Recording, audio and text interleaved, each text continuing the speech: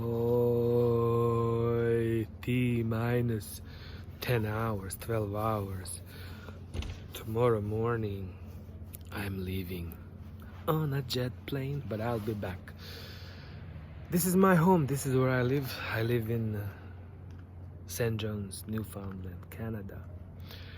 Behind me is my home. I live in what they call social housing because I've lost everything, and I am basically a homeless person.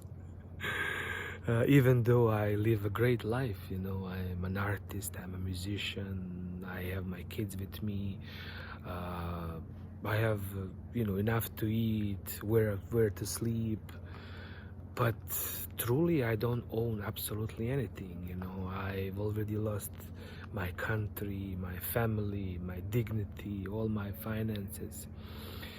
But luckily I live in a place where the government still takes care of its people, and this is Canada. This is what former Yugoslavia used to be like. We had great social system and the welfare system, and people were taken care of. But not every country is like that. You know, I recently had a medical emergency. I was in hospital for a month and a half, and the government took care of me. And even now, after a while, after the surgery, I'm recovering. You know, the government is taking care of me. I take about 6 pills a day, you know, to be in good health, and that costs. You know, that costs a lot of money. For 1 year, you know, just in pills, I would need thousands of dollars. But again, the government is taking care of us, and I'm really, really grateful for that. And we're taking care of our government. So tomorrow morning, I'm off. I'm excited. I don't know if I can really sleep tonight. I just finished my gig. I was playing down at the place where I play every Thursday night.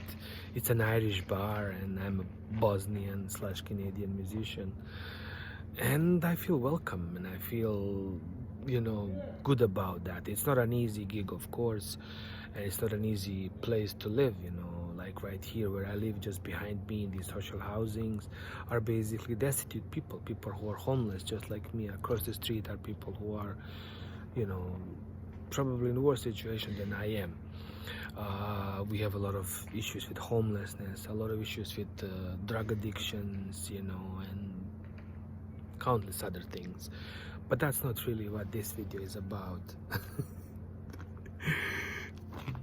This is just an announcement for my tour of peace and reconciliation. I'm traveling back in time and in space in order to find out more about myself. I've realized a long time ago that I am my father and my son is me, and that there's a continuum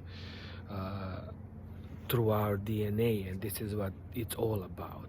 You know, we can see that, like, for example, in what happened in my former homeland, former Yugoslavia.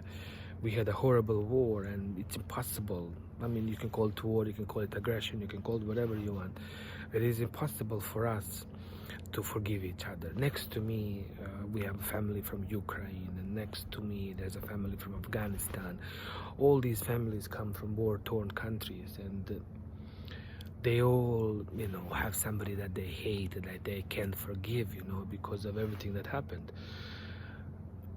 And that true forgiveness takes a long time, takes sometimes generations, you know. Look, I feel, you know, okay about whatever happened in the Second World War, or my father feels okay about whatever happened in the First World War. But I'm not okay with what happened in the Balkans because it affected me personally. However, I realize that truly the only way to salvation, through finding your own inner peace, is through that reconciliation. And reconciliation is an action in which you have to challenge your own beliefs, and you have to make sure that your beliefs match the beliefs of another person. Sometimes that's not easy. I mean, just to agree to disagree is not enough,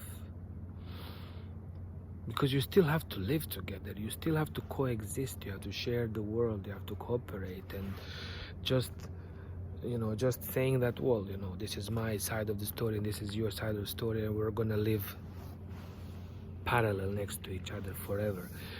I remember in mathematics, like when you look at two parallel lines and when you put them straight in front of you, at some point they actually merge in the distance. And that's an optical illusion, of course.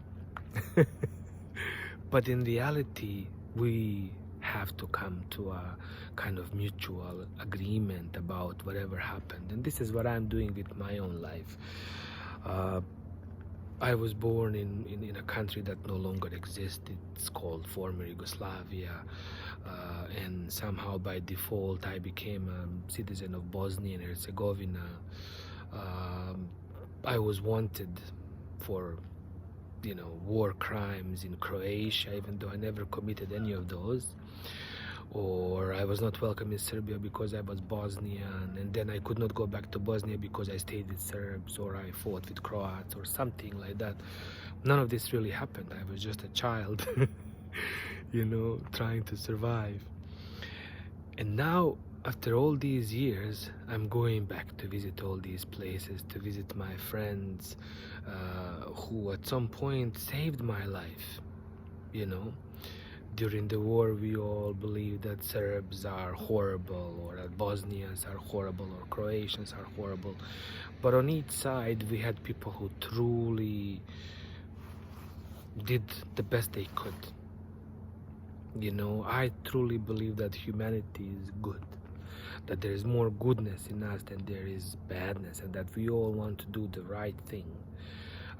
Again, so many times I've talked about this. Just look at lovers, or look at parents, how they are able to sacrifice themselves for somebody else. So this is who we are.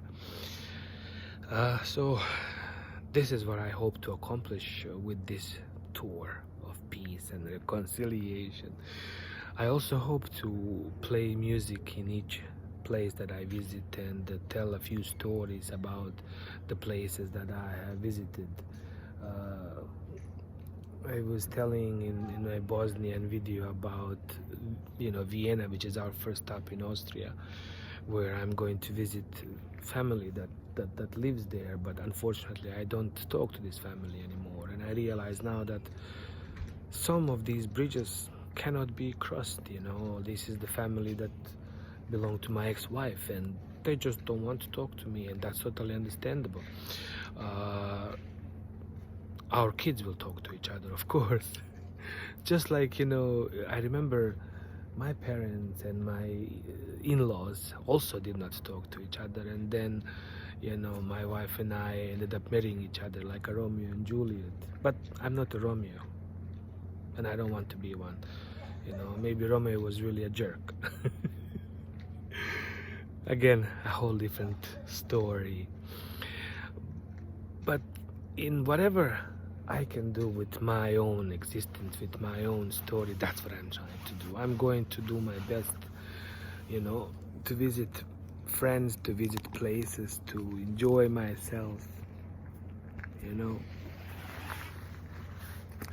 see what happens. I'm leaving my car in the parking lot for a while, see how it goes, and I'm going home. I will try to take a nap at least, and then I'll see what happens. I will see you, I guess, in the next video, and hopefully I'll be at the airport if everything goes well. So I'm letting the universe surprise me with something even greater than I've expected. Hope springs eternal, and that's the only thing you can do. Hope and do your best. I'll catch you all on the flip side, as they say it in English, and let's see what happens. Let's see what the tomorrow brings, and what these next 20 days are going to bring to me and to my life. Hopefully, peace. peace and reconciliation with my own past so we can move forward to do great things. Love you all. See you soon.